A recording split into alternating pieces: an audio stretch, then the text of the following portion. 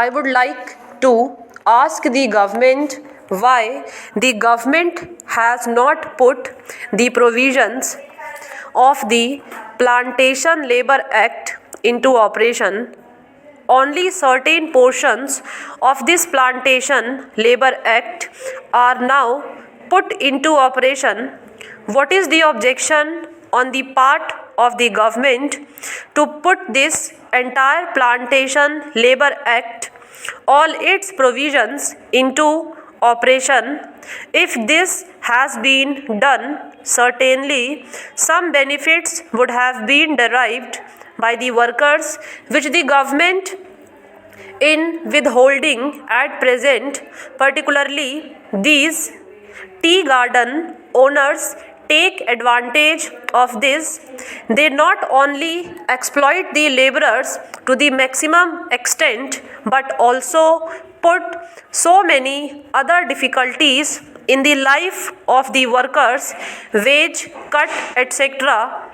When I say they cut the wages of workers, they effect the cut in wages not by direct cut in wages, but they increases the workload, taking advantage of the position is which the workers are now placed.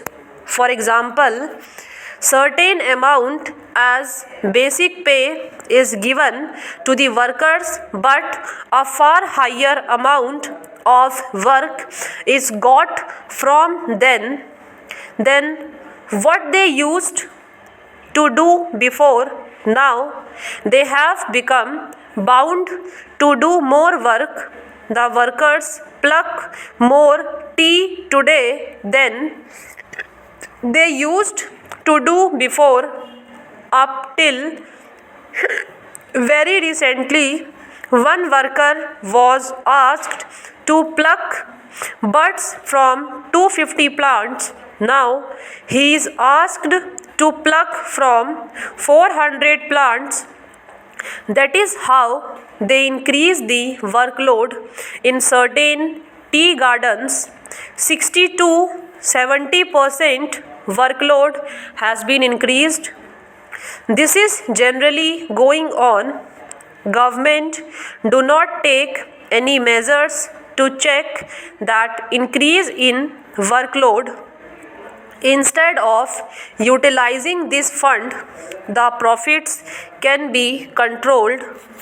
The government should ask the plantation owners to give more amenities such as residential facilities, free education to their children, facilities to plant in fallow lands, etc.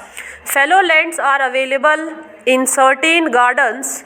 These workers should be given the facility to cultivate tobacco and other food materials so that they may meet their daily necessities. The government should ask these plantation owners to increase the wages of the workers and also to increase the wages of those workers who are skilled workers. There is the factory labor inside plantations, and there are field workers, and there are so many other categories of labor that government is not doing anything substantial for the workers. Sir, I find that something like and a half lakhs of rupees have been granted to the Kerala government for welfare work among the plantation labor. So far as our experience goes, we never have the opportunity to come across such activities organized on behalf of the government. I do not know whether there is any such activity anywhere. On the contrary, there are certain measures taken under the Preventive Detention Act to fight the workers and to pelt stones at the meetings of the workers, and also to employ police to lathi charge the workers. That is the sort of the welfare activities they have been doing. But what we demand is that the government should see that the plantation owners are asked to pay higher wages to the workers and to improve their conditions of living. Now there are one-room tenements, but the workers want 3-room tenements, and they have not so far been provided with such facilities.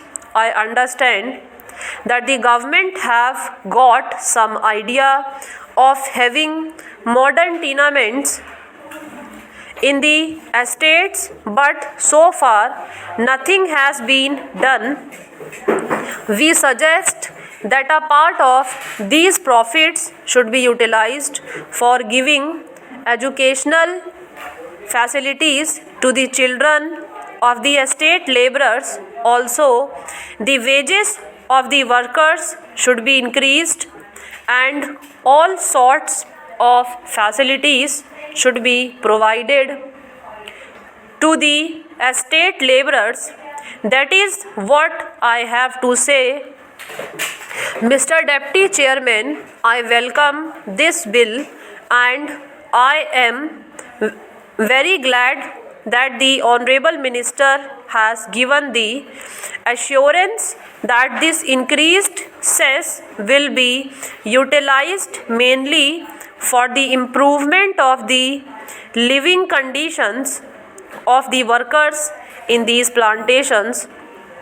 But I beg to submit, sir, that the price of tea is rising in the English markets, and I suggest that as good businessmen we should realize, and our government should realize, that if the price goes up beyond a certain limit, the consumption will go down. We should not adopt a narrow policy and allow the price to go up by leaps and bounds. Of course, it does give some profit to the local planters and probably to our government directly or indirectly in the shape of income tax earned from these plantations. But as I said before, this is a short-sighted policy. The result will be that in the long run, if the price of tea goes beyond a certain limit, the consumer will not be able to adjust it within his family budget, and therefore the consumer will reduce his consumption of tea. There are other countries also which are taking up the production of tea, and we are finding every day new competitors in the tea trade.